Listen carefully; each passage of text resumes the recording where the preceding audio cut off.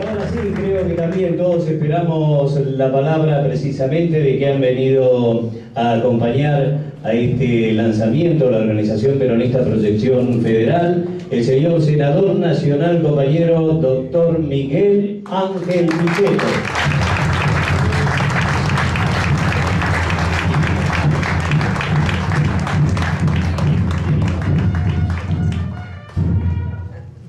Muchas gracias, Martín. Gracias a todos los jóvenes que están y algunos que hemos dejado de serlo, pero que también están. Napoleón había sido general a los 24 años. A los 32 era primer cónsul de Francia.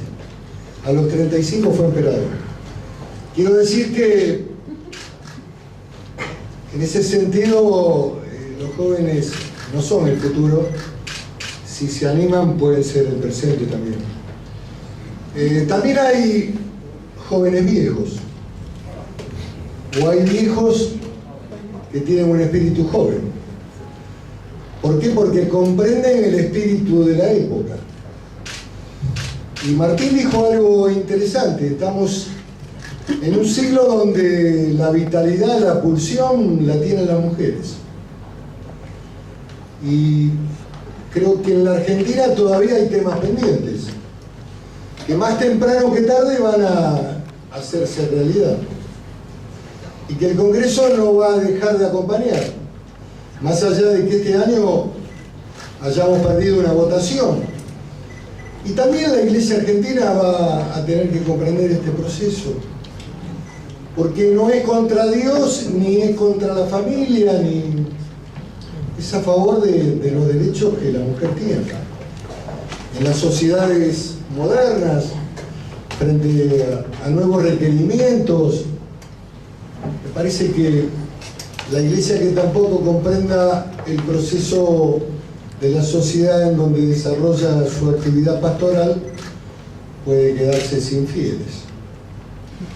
Así que yo confío en la inteligencia y la sabiduría milenaria de la Iglesia Católica y también de otros credos, aunque yo prefiero en la Argentina la presencia vital de la Iglesia Católica. Algunos otros credos están medio flojitos de papeles, especialmente esos que a la noche en la televisión hablan en portugués o en un portuñol medio extraño. Pero bueno, la libertad libre en la Argentina y tenemos que aceptar todo, aun cuando creo que la sociedad argentina necesita de algunos lineamientos ligados al orden, a la seguridad, a un rumbo que tenga que ver con recuperar para el peronismo fundamentalmente al actor principal.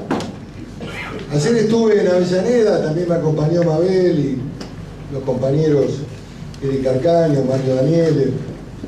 Estuve con un dirigente histórico del peronismo que es Cacho Álvarez, fue 4 veces intendente de Avellaneda. Hicimos un hermoso acto con la gente, porque la política es con la gente. Independientemente de que la sociedad se ha modernizado y que hay medios de comunicación tecnológica, pero la política no puede estar ausente de la gente.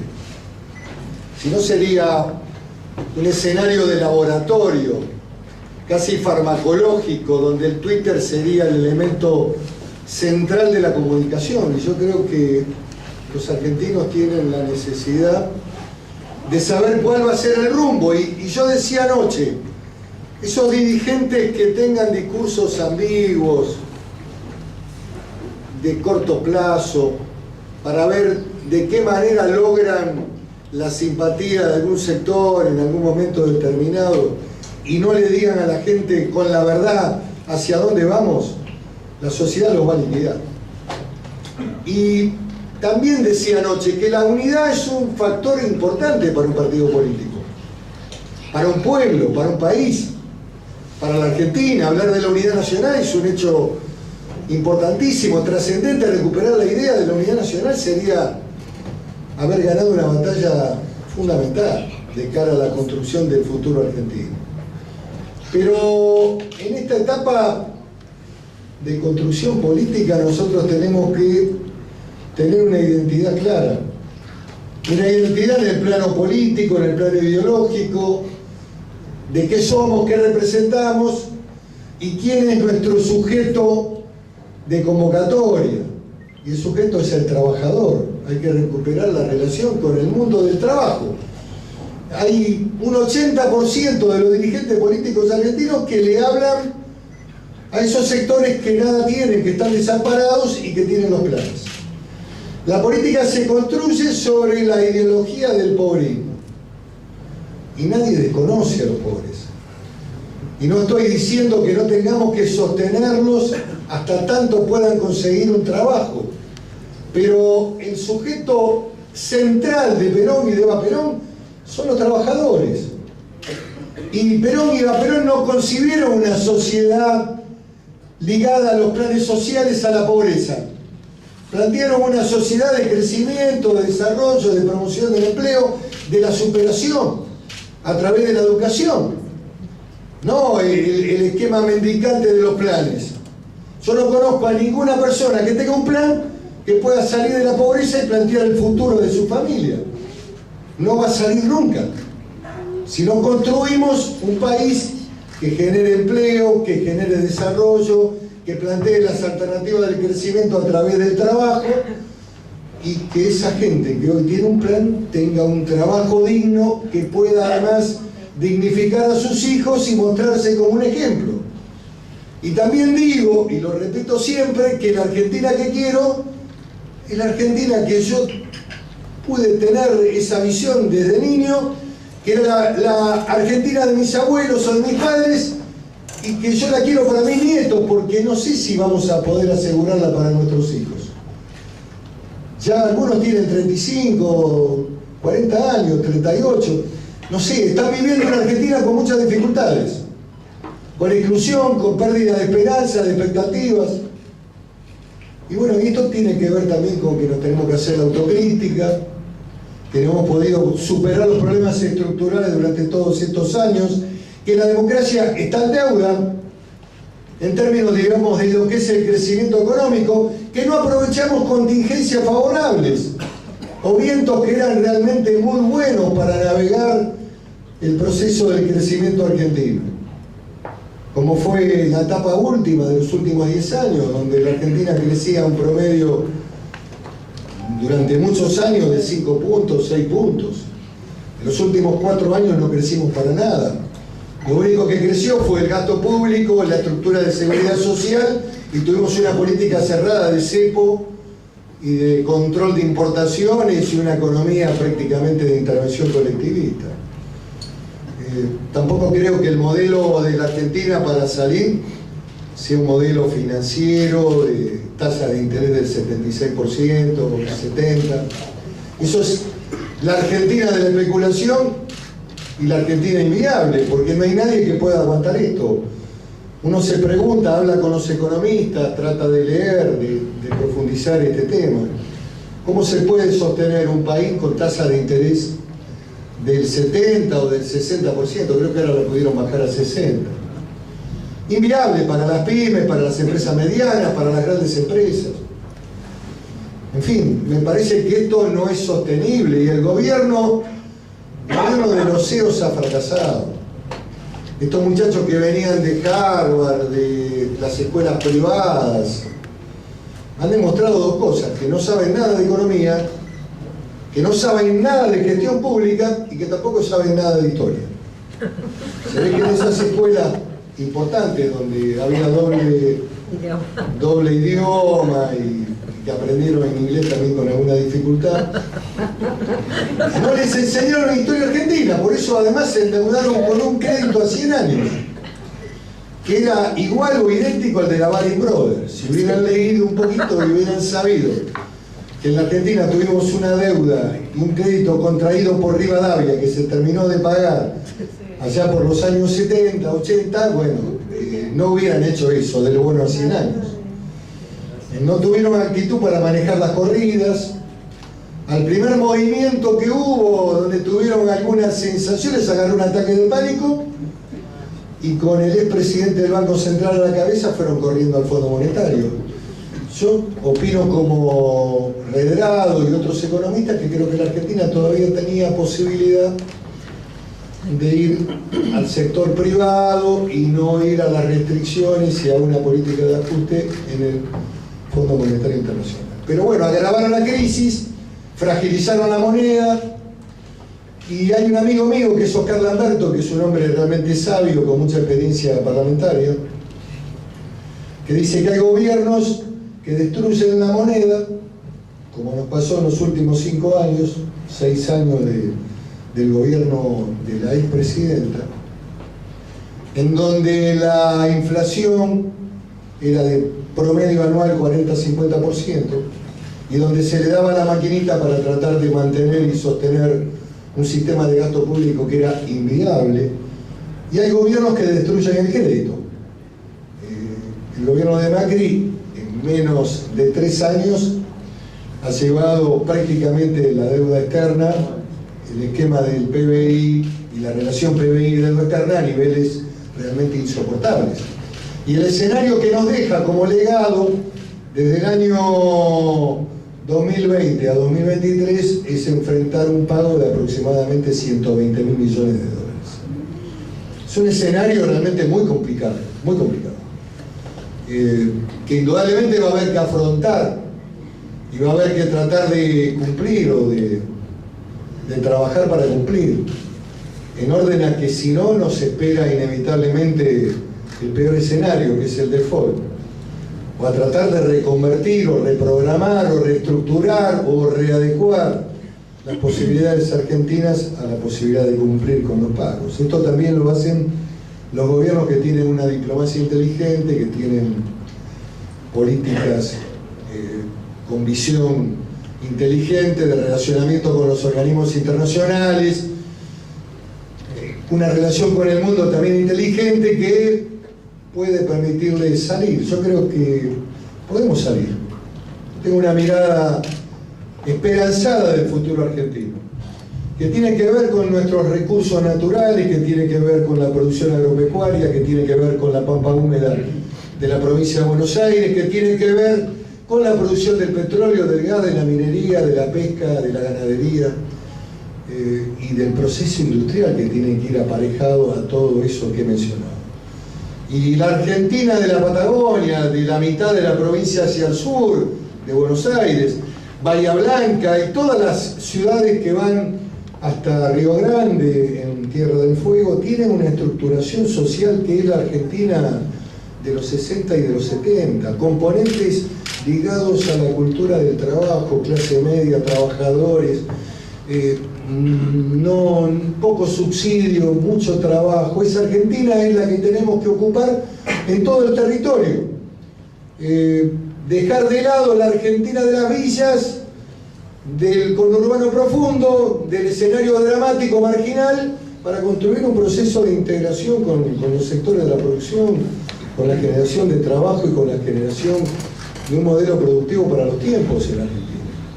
Así que, así como el lunes vamos a estar encontrándonos con un montón de mujeres, muchas compañeras que han tenido cargos públicos, que tienen hoy un compromiso, pongamos en marcha esta organización de jóvenes para generar incluso un trabajo de integración con todo el país.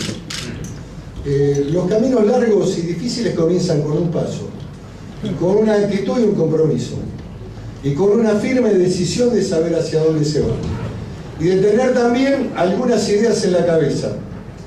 El problema de algunos políticos argentinos es que están vacíos y que todos funcionan alrededor de el focus group y la encuesta. Hay que usar esos medios, nadie dice que no. Hay que usarlos, son elementos técnicos de aplicación a la ciencia de la política, pero el general Perón, que además llegó a la presidencia a los 50 años, un dato realmente importante, estaba maduro y con una gran experiencia en su carrera militar de estratega, de planificador, con el acompañamiento de Eva y del pueblo. A los 50 años Perón llega a la presidencia a través del voto popular. Farrell lo saca de Martín García y lo pone frente a la plaza, y a partir de ahí construye ese poder extraordinario y ese cambio estructural de la Argentina de minorías para ser una Argentina integrada a través del mundo del trabajo, los derechos del trabajador, los derechos a la previsión, a la seguridad social, en fin, todo lo que el primer peronismo y el segundo peronismo le dejó al país.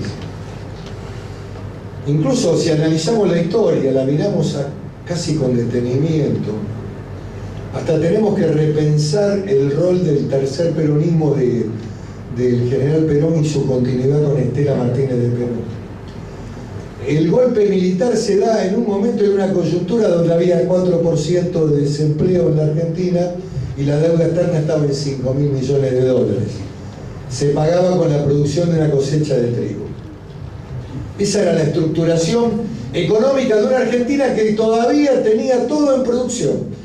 Tenía todo el polo industrial automovilístico en la provincia de Córdoba, tenía un desarrollo impresionante en todo lo que era la metal mecánica. El gremio de la UOM era el gremio más poderoso de la Argentina.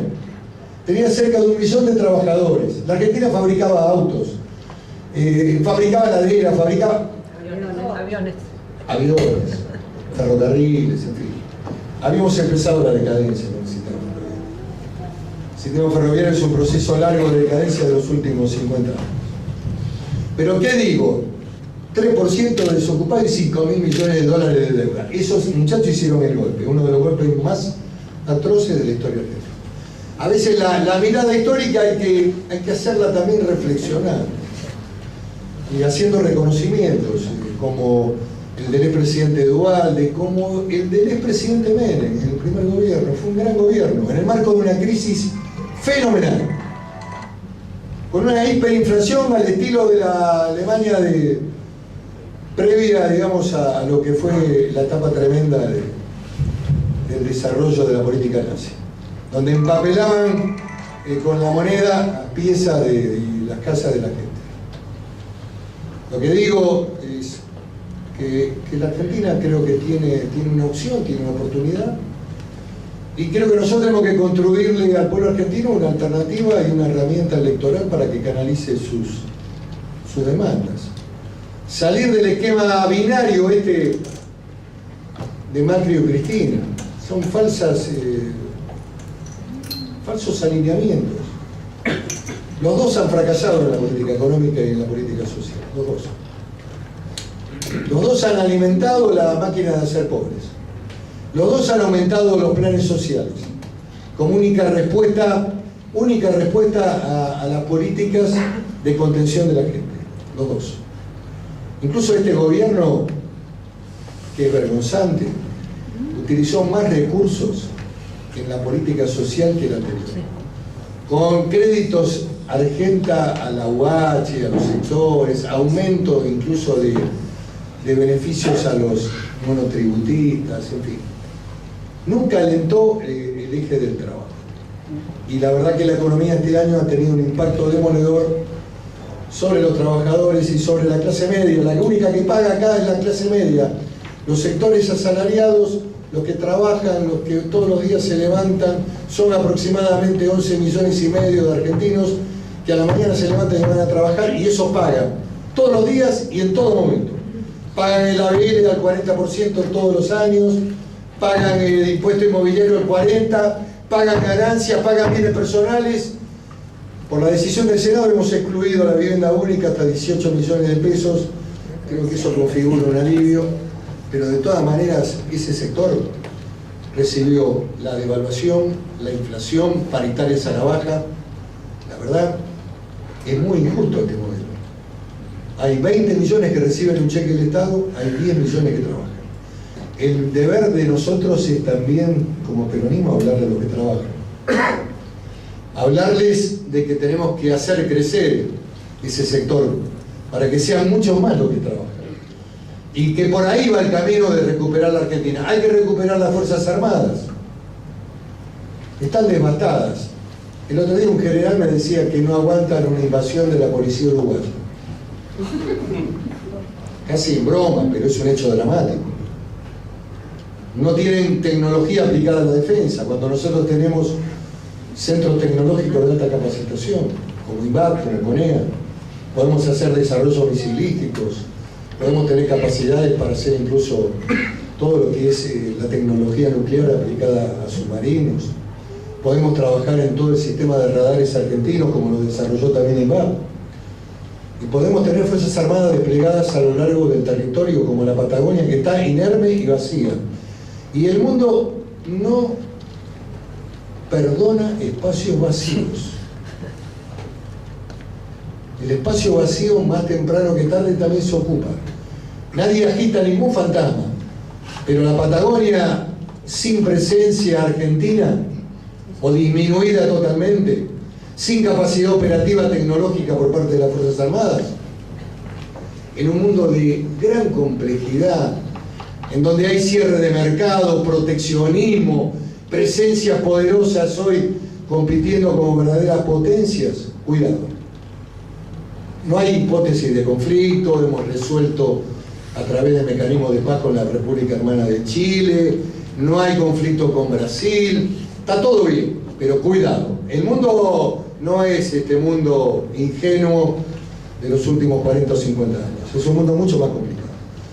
Y por último quiero decirles que hay que asumir el compromiso del debate disruptivo, de decir lo que los medios de comunicación y los muchachos de la comunicación formados en las universidades argentinas por izquierda, construcción de élites culturales de las izquierdas, como le dicen los españoles, no dicen, y que todo el mundo funciona políticamente correcto, y que hay valores que están totalmente distorsionados en Argentina. Si hay un litigio mediático entre un delincuente y un policía, la estructura de la comunicación se va a poner al lado del ladrón. Estamos mal. Nadie dice que hay que hacer mano dura, todos estos conceptos estúpidos. Lo que creo que tenemos el deber de reestructurar las fuerzas de seguridad es un compromiso todavía incumplido de la democracia. Ha habido algunos intentos. El doctor Duvalde intentó en su momento un proyecto de reestructuración de la policía bonaerense con el doctor Garganián. No se pudo consolidar, lamentablemente. Hoy el conurbano, la provincia de Buenos Aires, la ciudad de Buenos Aires, hay una fragilidad en la seguridad tremenda. Ayer veía preocupada a una diputada de alta relevancia. No me gusta nombrar a personas, pero todos saben a quién me refiero, y se lamentaba de si alguna vez podía morir una persona, algún delincuente que lo mataran por la espalda. Yo digo que en la Argentina funciona la pena de muerte. Cuando uno ve hechos de la crónica policial todos los días, en donde sale un muchacho con el nene en brazos y la mujer para abrir su auto en la puerta de la casa, en un barrio del conurbano, y 3 tipos lo ejecutan para robarle el auto, funciona la pena de muerte implacablemente. Yo no estoy alentando a la pena de muerte, yo lo que estoy diciendo, tenemos que recuperar la calle, la presencia de la policía. La ciudad de Buenos Aires ha fragilizado la seguridad. Teníamos una fuerza que era competitiva, una de las mejores, que era la Policía Federal, y la dinamitaron. Hoy la verdad, no hay un policía en la calle. Los patrulleros en los cuales circula la policía de la ciudad son patrulleros viejos repintados, muchachos. A ver, hay que ser observador también. El que hace política tiene que observar y mirar. Y el riesgo en la ciudad es tan alto hoy, incluso en algunos barrios importantes de la ciudad como la Recoleta, es tan grande como en el conurbano. Digamos, se ha fragilizado todo y tenemos un pacto social realmente extremadamente frágil también. Tal es así que no podemos hacer ni un partido de fútbol, ni hablar de que vayan los visitantes. Digamos, el control de la barra brava, que son nuevas organizaciones delictivas mafiosas, que se dedican a trapito, narcotráfico, estacionamiento, venta de entradas y todos los delitos que quieran incorporarle. Son verdaderas asociaciones ilícitas que funcionan en la Argentina muchas veces en connivencia con las propias organizaciones deportivas, porque los tienen que aceptar, porque algunos se resignan a dar esta pelea, pero esto se ha consolidado. Se ha consolidado en la Argentina de las saladitas, de las mafias en los negocios ilegales, de la estructuración de la droga a través de bandas peruanas en las villas. Y lo digo sin ningún temor a equivocarme. Las conducciones fundamentalmente de la cocaína en la organización delictiva son organizaciones peruanas que vinieron en la década del 90. Y muchos de esos integraban Sendero Luminoso. Y tenían capacidades militares. Por eso ocuparon la 31 y la 1114. Claro, nadie lo dice. Y cuando hablamos de trabajo ambulante y vemos a los pobres africanos trabajando en la calle y no nos damos cuenta ni queremos ver que la realidad es otra, que detrás están organizaciones chinas y peruanas que son las que le dan los elementos para salir a la calle a vender. Y que esos muchachos ingresaron como refugiados con esta generosidad extraordinaria que tiene la Argentina, que la tenemos que seguir manteniendo, pero que tenemos que apretar la marca para saber quién entra en la Argentina. Y los delincuentes que delinquen acá en la Argentina, después de cumplir la pena hay que echarlos a patadas. Me parece que por ahí va el camino y hay que atreverse. Hay que atreverse a dar este discurso porque el malestar de la sociedad es muy grande. Y si todos funcionan con el mismo discurso, la gente no se va a sentir representada. Yo no estoy hablando acá de construir lo que dicen algunos tontos, Bolsonaro, toda esta estupidez. Brasil es una estructura social totalmente diferente a la Argentina. Y además, yo no me asumo como un hombre de extrema derecha. Yo tengo una visión ligada a la sociedad de ampliación de derechos, votó el matrimonio igualitario, fui uno de los que sostuvo el debate del aborto. Tengo una visión amplia, pero también tengo una visión del Estado. Y lo primero que tiene que haber en un Estado es cierto orden y cierta paz social. Si ganan las bandas, si se consolidan las saladitas, pierden los comerciantes, se pierde empleo. Si los delincuentes de la droga, que están en todos lados hoy, que la Argentina dejó de ser un país de tránsito, todo este verdad que escuchábamos en los 90, hoy está en todos lados este escenario. El otro día me dieron un trabajo de una universidad que hizo una evaluación sobre sus alumnos, 400 casos. De 10 estudiantes, 1 consume cocaína, 4 marihuana y 6 consumen alcohol. Es un tema complicado. Es un tema complicado. Es una universidad del conurbano. Hay un cuadro social muchas veces de composición también, y a los jóvenes les cuesta mucho tener la sostenibilidad de poder estudiar, aún con las oportunidades que la universidad pública ofrece. Este país sigue siendo un gran país. Digamos, somos asistentes de salud pública, de universidades, de educación, a muchos ciudadanos latinoamericanos que vienen a la Argentina. Yo no estoy diciendo de ninguna manera que hay que cortar esta posibilidad de que sigan viniendo. Lo que digo es que no podemos ser el país estúpido del continente. Lo que digo es que si los bolivianos vienen a atenderse en la salud pública de los hospitales de frontera y en la ciudad de Buenos Aires, como vienen también ciudadanos paraguayos en tours, lo que tenemos que hacer es ver cómo nos compensa. Paraguay nos vende energía a través del Ciretá y Bolivia nos vende gas a valores internacionales. Lo que digo es que hay que encontrar en un plano inteligente convenio de reciprocidad, porque cuando un argentino va a Chile es trato de extranjero. No puede estudiar, porque las universidades son de estructuración privada, no puede tener atención de salud pública, porque si no tenés tarjeta, no tenés plata, no te atienden. Y lo mismo pasa en Bolivia. Los ciudadanos argentinos que van a Bolivia tienen que ir con un plan claro de si van a trabajar por qué tiempo y si van como turistas por qué tiempo, y además hay un control y además hay un trato de extranjero. A ver, lo que estoy diciendo es lo que hoy está discutiendo el mundo. Europa Central, el debate central de los presidentes es el debate de qué pasa con las migraciones pobres de los países africanos, del sudeste asiático, de países en guerra como Siria. Merkel perdió su cargo como primera canciller de Alemania por la política de acceso a migrantes que venían de Siria en el proceso de la guerra. Italia cerró su frontera con los africanos. Y hoy gobierna un personaje de perfil neofascista, como es Salvini. Y ganó un partido que se llama Estrella Roja. ¿Estrella Roja es? O 5-3. Es un partido de derecha. ¿Qué quiero decir con esto? Que son debates para poner en el escenario de la ciudadanía con inteligencia, con prudencia, pero también pensando, y termino, que primero está la Argentina.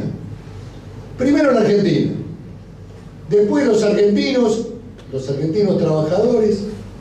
Después tenemos que pensar en nuestras empresas, donde yo tengo mucha preocupación hoy, sobre el efecto colateral de causas judiciales que hay que investigar y que nadie dice que no se investiguen, pero que tienen un efecto demoledor en el valor de las acciones de las empresas, en la pérdida de la identidad nacional frente a procesos de construcción, de trabajo y al riesgo de la transnacionalización de dichas empresas, que son problemas que también va a haber que asumir desde el nuevo gobierno. ¿Cómo se procesa este tema de la transparencia, de la nueva ética, de reglas claras de competitividad, de no cartelización, etcétera, etcétera, etcétera, por parte del Estado? ¿Y cómo se pasa a un proceso mucho más claro desde el punto de vista de la competencia? Pero también hay que tratar de que esas empresas no se pierdan en el camino o no terminen siendo vendidas con activos devaluados. Hoy vemos como una gran empresa multinacional argentina, que tiene además producción en Estados Unidos y opera en Italia, su presidente está al borde de ir preso. A ver, no estoy haciendo la defensa de nadie. Lo que estoy diciendo es que estos temas están en la realidad económica. Y tenemos que también tener una propuesta para ver cómo lo superamos. En el marco de la ley, del debido proceso. Y después, a ver, tenemos que hacer docencia. Y con esto termino definitivamente. Cuando uno está sentado tiene más espacio para reflexionar. Cuando uno está parado lo miran más. Hay que encontrar una síntesis entre hablar menos y decir cosas más importantes. Pero lo que digo es lo siguiente: el peronismo también tiene que ser la salvaguarda del debido proceso en la Argentina. De que en el proceso judicial penal la libertad es la regla. De que la prisión preventiva es una pena anticipada, salvo que haya riesgo de fuga o posibilidad de interferir, de impedir la investigación de la causa. Claro, si nos encontramos con un narco que tiene antecedentes de narcotraficante y que ha cometido delitos, o un homicida que está cumpliendo parte de la condena y vuelve a matar, metamos en la prisión preventiva porque lo más probable es que se escape. Ahora, esta reformulación aplicada al mundo de la administración pública, de la política, es muy peligrosa. Porque eso configura también que muchos jóvenes como Martín, que tienen actitud, tienen potencialidad, que quieren intervenir en la vida pública, algunos profesionales, compañeros que quieran meterse en lo que significa la política, en el complejo arte de la política, como decía el general Perón, y en la administración del Estado, no lo van a hacer. Porque acá todo comienza con el reconocimiento social y los aplausos, y todo termina en el cemento gris de Comodoro Pi. Y este modelo judicial, y este modelo de control de judicialidad sobre todos los actos de la administración, que pasaron además por el control administrativo de los actos, que además hasta han resuelto impugnaciones, y que aparece el denunciante serial en la Argentina y mete la denuncia penal, y que a la vuelta del camino, cuando se deja el cargo, tenés que terminar declarando y tenés el riesgo de ir preso, es un elemento totalmente desmoralizante de la predisposición de la juventud hacia la política. Y lo que queda es que los que no tienen nada para perder, los que creen que pueden hacer de la política un botín, los que están dispuestos a jugarse todo son los que van a ocupar los cargos. Hay una institución que está ligada al deporte que ha tenido un proceso de decadencia extraordinaria. La Argentina no tiene que ser eso. Hay que motivar a los jóvenes a que ingresen a la actividad de lo público. Tenemos que formar escuelas como los franceses, de formación de cuadros de administración. Menem lo intentó con el SINAPA, lo intentó, no se consolidó esta idea, pero era una buena idea. Digamos, la Politécnica francesa, los políticos franceses se forman primero en los cuadros de formación técnico del Estado. no lo peor al Estado, lo mejor al Estado y a la conducción. Esta es la construcción de la Argentina, esta es la reformulación de valores. De lo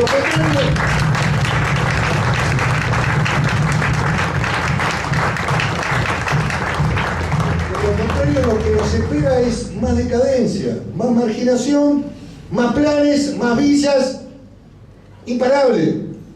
Además hay que hacer también de fondo la política migratoria adecuada para reformular el ingreso de los migrantes en términos de los lugares donde hay demanda de trabajo, como era la vieja dirección de migratorios a principios del siglo pasado, donde el inmigrante venía y tenía un nivel de información de que se necesitaban carpinteros en Comodoro Rivadavia, o se necesitaban mecánicos en Ushuaia, o electricistas en el Alto Valle, o especialistas en producción para hacer las chacras del Alto Valle. Digamos, no venir de manera alegre a meterse en la estructura social cada día más dificultosa y pobre de la provincia de Buenos Aires en el primer cordón o en las villas de la ciudad de Buenos Aires que no dejan de crecer. El otro día votamos una ley, porque además tenemos sensibilidad para tratar de que la estructura social de la villa se reconduzca, tenga mejores hábitats, tenga mejor calidad de vida. Había 4.800, ahora nos acompaña nuevamente un proyecto complementario donde creo que hay 350 más en muy poco tiempo. Hubo un censo 4.800, ahora hay 350 que vamos a votarla seguramente la semana que viene en este plan de recomposición de villas. A ver, no tenemos destinos si no hacemos cosas inteligentes. El Estado argentino tiene que estar gobernado con gente que tenga claridad y que sepa cuál es el camino de salida.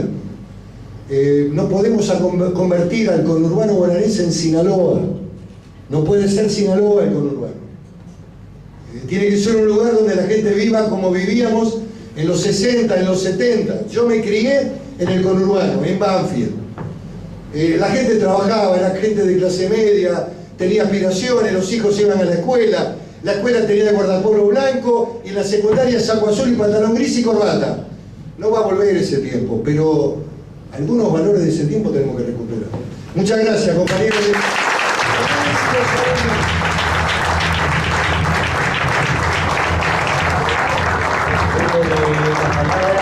El lanzamiento de la Organización Peronista Producción Federal, coordinada por el joven referente Martín Musi, quieren en la oportunidad entregarle un recordatorio, un presente al compañero senador nacional Miguel Ángel Pichetto. Algo justamente el compañero senador decía o hablaba sobre los viejos jóvenes, los jóvenes viejos, aquellos que se van y no perduran o perduran. Yo creo que en esta oportunidad el reconocimiento que le van a entregar ahora al compañero senador Miguel Ángel Pichetto es justamente algo que tiene que perdurar, que es la vida en el arte. El arte siempre perdura. Y han convocado en esta oportunidad nada más y nada menos que a un artista plástico aerográfico único creo yo en el país, en su género, pero que tiene una trayectoria insuperable hasta el momento. Alguien que ha recorrido también todo el camino que ha hecho el Libertador General San Martín. Él lo hizo por supuesto no a caballo, pero sí lo ha hecho con su vehículo y ha pintado todos los grandes próceres de la Argentina y todas las instituciones lo llaman y lo reclaman para que él pueda dejar plasmado con su arte la figura de los próceres. Y aquí justamente lo ha convocado Martín Musi, lo ha convocado Proyección Federal para hacerle entrega precisamente de algo que tiene que quedar siempre entre nosotros, un reconocimiento al compañero Miguel Ángel Pichetto. Invitamos a que lo descubran. ¡Qué bárbaro!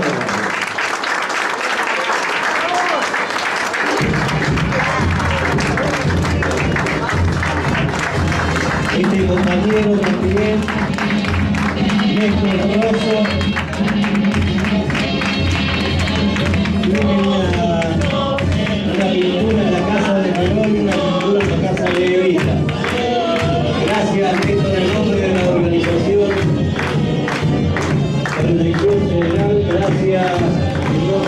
Muchi y todos los jóvenes que acompañan esta proyección. A todos ustedes también, compañeras y compañeros, gracias por acompañarnos en este lanzamiento. Y hasta muy poco vamos a continuar viéndonos, si Dios quiere.